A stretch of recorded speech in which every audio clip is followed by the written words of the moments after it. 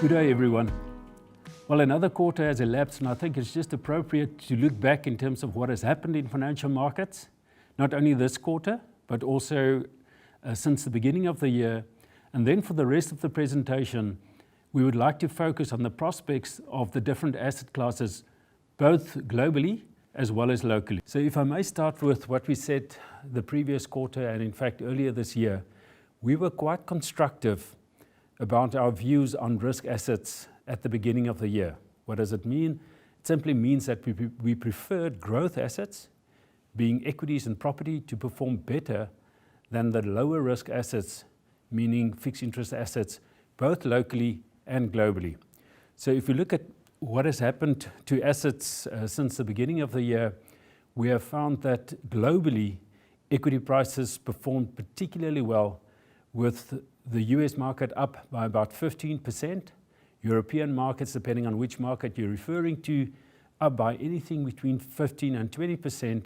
Even emerging markets, although it had a tough third quarter, also performed well in dollar terms for this particular period. If we shift the focus to South Africa, our market did just shy of 13% since the beginning of the year. But I think it is true to say that the leadership changed within our market. Some of you might remember that last year was a very, very strong year for commodity shares. This year, commodity shares performed in a slightly more muted fashion, where the strong performance in our market was largely driven by small caps, by mid caps, and by financial shares that lagged our market last year. If we talk about leadership, it is perhaps just appropriate to say that last year the better performing market globally was the US market, followed by the European market. And from a sector perspective, there was no doubt that information technology shares, they were the stars of the show. This year, we have seen that leadership came under a bit of pressure, although information technology shares continue to perform well, but we've certainly seen a new impetus in value shares, like bank shares, that did particularly well this year. So it is quite clear that growth assets performed quite well, but when we focus on fixed interest assets, it is very clear that those assets underperformed since the beginning of the year. We warned that those very low long-term interest rates were unsustainable, and if I can take you back to where 10-year government bond yields traded at the beginning of the year, they traded at a yield of 0.91%. Those yields have advanced to 1.64% in the case of 10-year US Treasuries, which means that the capital valuation came under severe pressure this year, and investors who decided to invest in fixed interest asset because it's uncorrelated to equities, of course, paid the price for buying an uncorrelated asset, but at expensive levels.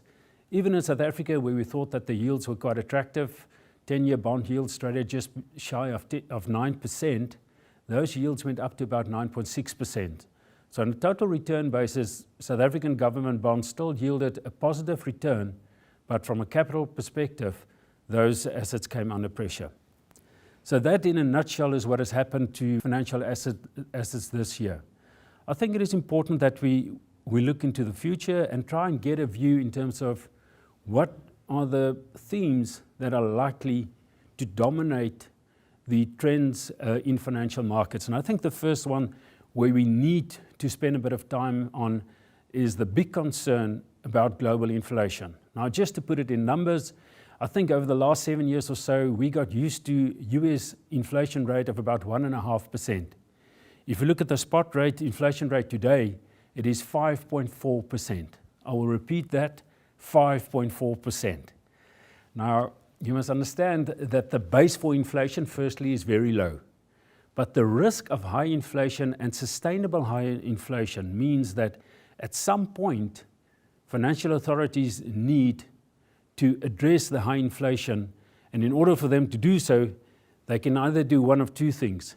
Firstly, they must hike interest rates, or secondly, they must reduce their ability to print money to keep liquidity into the system, to keep economic activity going.